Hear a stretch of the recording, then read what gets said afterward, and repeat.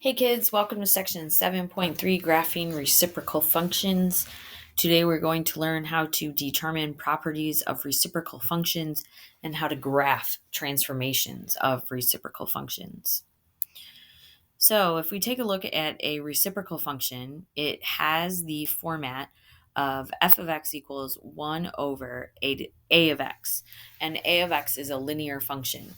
So you can have something like f of x equals 1 over x plus 2. You can have just 1 over x. You can have just 1 over 2. Those are all rational reciprocal functions. Well, I guess it wouldn't be I guess this could be 2 minus x. There we go. So all of these are possible examples of a reciprocal function. Now, the one thing you need to make sure that you be careful of is there is asymptotes in reciprocal functions. You have a vertical asymptote at 0, and you have a horizontal asymptote at 0. That's if it's the reciprocal function. Now, this type of graph is called a hyperbola. It's a special type of conic, and you will probably learn about conics in pre-algebra or pre-calculus. The domain and the range are almost all real numbers, except you're going to have to take out whatever those horizontal and vertical asymptotes values are. Your asymptotes are going to be x equals 0 and y equals 0 in this case. There are no intercepts because the axes are um, off limits as they are asymptotes. Now, this not defined part is what we're going to focus on next. Remember that if you have a fraction and you have a variable in the fraction, you need to be careful that the denominator does not equal 0.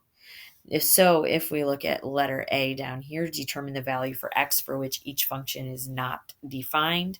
Well, all you got to do is take a look at the denominator. So x minus 1 can't be 0, and so therefore x cannot be 1. That's called a limit of the function, a limitation. That's called a undefined value, something that you can't have because if you plug it in, it makes the denominator 0. If we take a look at letter B, I can't let 3x plus 2 equal 0. So therefore, I can bring the 2 over and get x cannot equal negative 2/3. Any other x is fine, but x can't equal those. All right, so now we're going to see how to transform these graphs on the coordinate plane. Notice this equation up at the top is your parent function. F of x equals a over b times the quantity x minus h plus k. Notice that h and k we've had over and over and over again every time we've done functions. Just like before, if the h in the denominator is positive, we're going to go to the left. If it's if it's negative, then you're going to go to the right. Vertical asymptote is going to be x equals h. So whatever the denominator is where the vertical asymptote is. And then notice for k, you're moving up and down depending on if it's positive or negative. And your horizontal asymptote is going to come from the k. So y equals k. Then you can have reflected over the x-axis. You can still stretch and compress vertically. You can reflect over the y-axis and stretch and compress horizontally. But we're not going to be too worried about what the transformation is called so much as can you graph it.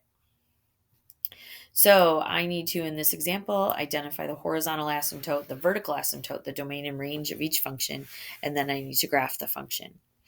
All right, well, the denominator is where the vertical asymptote comes from. So I'm going to set x minus 3 equal to 0. And so x equals 3 is my vertical asymptote. My horizontal asymptote is going to come from the k. So it's y equals negative 2. So I'm going to graph these. So x equals 3 is going to be like this. And y equals negative 2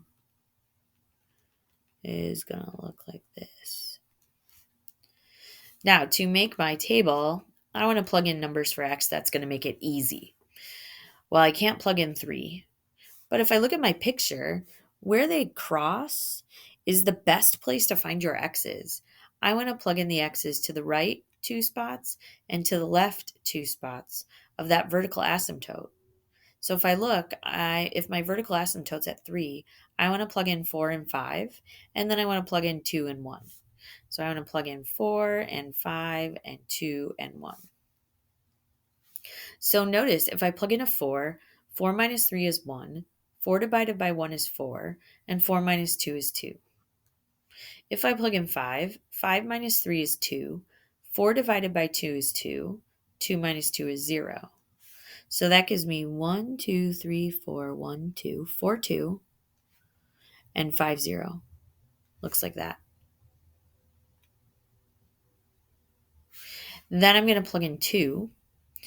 So I'm going to plug in 2, and I get 4 over 2 minus 3, so that's 4 over negative 1. So that's negative 4. Minus 2 is negative 6. So 2, negative 6. If I plug in 1, I get 1 minus 3 is negative 2. 4 divided by negative 2 is negative 2. Minus 2 is negative 4. So 1 minus 4. Right here. Hold on, something doesn't look right over here. Those dots are way off. Hold on, let's go back. I can't graph points. The first one is 4, 2. 1, 2, 3, 4, 1, 2. I was going from the origin that I crossed at instead of the original origin. So that's why it looked funny. 5, 0 goes right here. All right, so the way that you graph them is these are asymptotes. And since the 2 dots are in this top right panel, that means that I cannot touch any of those asymptotes. And then my other 2 dots are in the bottom left panel. So again, I cannot touch any of the asymptotes. There's my graph. My domain, remember, is everything but my asymptote. So it's from negative infinity to 3 and from 3 to positive infinity. My range is everything but my horizontal asymptote, which is negative 2.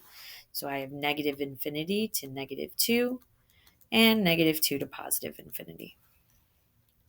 And that's how you graph a reciprocal function. All right, let's try letter B. My vertical asymptote comes from the denominator, so that's going to be x equals negative 1. My horizontal asymptote comes from the big number after, so I'm going to have y equals 5. So let's see, x equals negative 1 is going to be right here. And y equals 5. 1, 2, 3, 4, 5. Okay. Then I can make a table. Let's see, I can plug in, here's my intersection. So I can plug in 0 and plug in 1. And then plug in negative 3 and negative 4. All right, if I plug in 0, 0 plus 1 is 1. 2 divided by 1 is 2. Plus 5 gives me 7. So 0, 7. 7. And then if I plug in 1, I get 1 plus 1 is 2. 2 divided by 2 is 1. Plus 5 is 6. 1, 6. Then I plug in negative 3. So negative 3 plus 1 is negative 2. 2 divided by negative 2 is negative 1.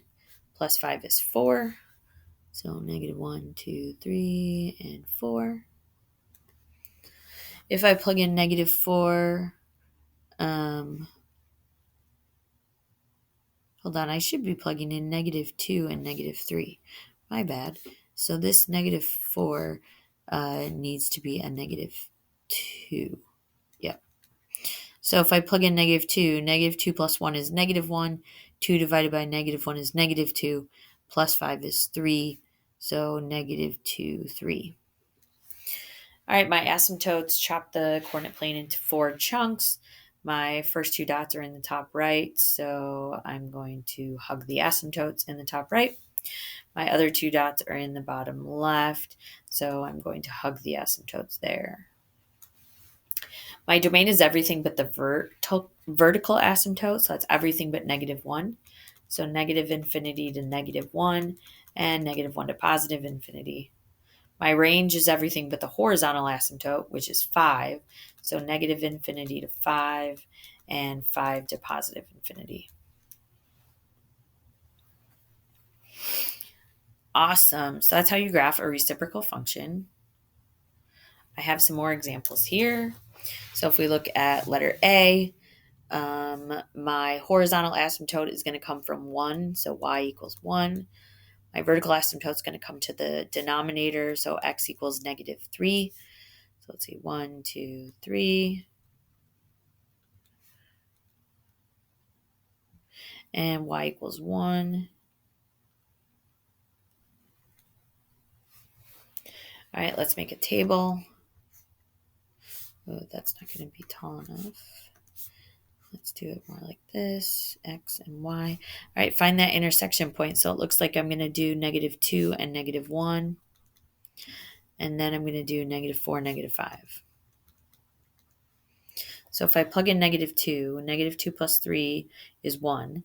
-2 divided by 1 is -2, plus 1 is -1. So -2, -1. If I plug in -1, I get -1 plus 3 is 2. -2 divided by 2 is -1, plus 1 is 0. So -1, 0. Plug in -4. -4 plus 3 is -1. -2 divided by -1 is 2. 2 plus 1 is 3. So -4, 3. And then if I plug in -5, -5 plus 3 is -2. -2 divided by -2 is 1. 1 plus 1 is 2. So -5, 2. Asymptotes, cut it into 4 chunks. First 2 dots are in the bottom right. So I'm going to hug the asymptotes. The other 2 dots are in the top left. So I'm going to hug the asymptotes. Your domain is everything but the vertical asymptote, which is -3. So negative infinity to -3 and -3 to positive infinity. My range is everything but the horizontal asymptote, which is 1. So negative infinity to 1 and 1 to positive infinity. Letter B, my horizontal asymptote comes from -2, so y equals -2. Now my vertical asymptote's a little trickier because I have this 3 in front. So I'm going to set it equal to 0. I'm going to move the 3 over, so -3x equals -3. So my vertical asymptote is x equals 1. That was a little tricky. All right, so vertical asymptote of 1 and horizontal asymptote of -2. All right, I can make my table. Find your intersection point. So I'm going to be plugging in 2 and 3. And then when I go the other way, I'm going to plug in 0 and -1. So if I plug in 2, this gives me -3 times 2 is -6.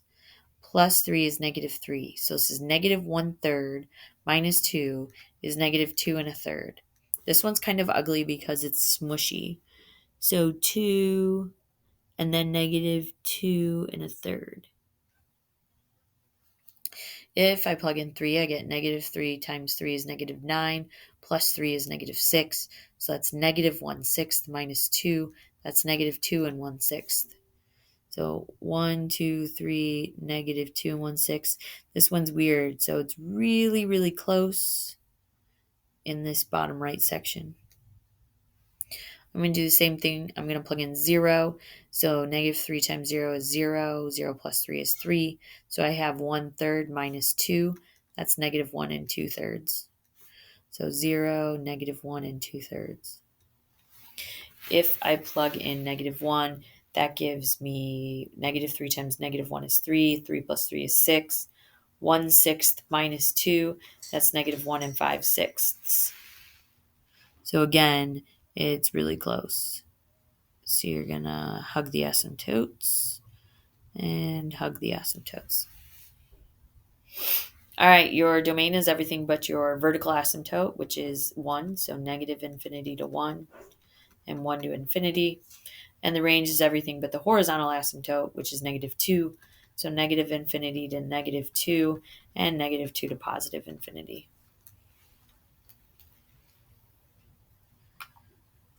Awesome. Okay, I got 2 more examples. These just say graph the function. You don't need to tell me vertical and horizontal or domain or range. Now, what you might want to do is write them. So the vertical asymptote is x equals 4, and the horizontal asymptote is y equals 3.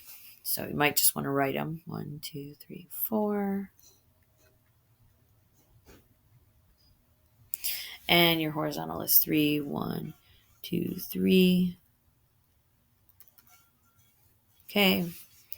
I need to do a table. All right. My intersection point is right here. So I'm going to do 5 and 6. And then I'm going to do 3 and 2. So if I plug in 5, 5 minus 4 is 1. 2 divided by 1 is 2. 2 plus 3 is 5. If I plug in 6, 6 minus 4 is 2. 2 divided by 2 is 1. 1 plus 3 is 4. So 5, 5. 1, 2, 3, 4, 5. 1, 2, 3, 4. Here's 1 dot. And then 6, 4 is right here. So we're looking at a picture like this. Then I can do, if I plug in 3, 3 minus 4 is negative 1. 2 divided by negative 1 is negative 2. Plus 3 is 1. So 3, 1. If I plug in 2, 2 minus 4 is negative 2. 2 divided by negative 2 is negative 1. Plus 3 is 2. 2, 2. Bottom left. Hug the asymptotes. All right, last one, kids. Let's see, I have a vertical asymptote of negative 7 and horizontal asymptote of negative 1. So let's see, negative 7. 7 is right here. And negative 7, my bad. So we're going to go over here, 9, 8, 7. 9, 8, 7. And my horizontal is negative 1. If I make a table, my intersection point is right here. So I'm going to do negative 6 and negative 5. And then I'm going to do negative 8 and negative 9. So if I plug in negative 6 plus 7 is 1. Negative 3 divided by 1 is negative 3. Minus 1 is negative 4. So negative 6, negative 4. If I plug in negative 5 plus 7 is 2. Negative 3 divided by 2 is negative 1.5. Minus 1 is negative 2.5. So negative 5, negative 1, negative 2.5. These dots are in the bottom right, so we hug the asymptote. If I plug in negative 8 plus 7 is negative 1. Negative 3 divided by negative 1 is 3. 3 minus 1 is 2. So negative 8, 2. If I plug in negative 9 plus 7 is negative 2. Negative 3 divided by negative 2 is 1.5. Minus 1 is 0.5. These are in the top left, so you don't really get to draw much of this one. For us right now, they will never be directly next to each other. They will always be kitty corner from each other. All right, kids, that's the end of section 7.3. If you have any questions, please let me know. And as always, keep calm and keep trucking.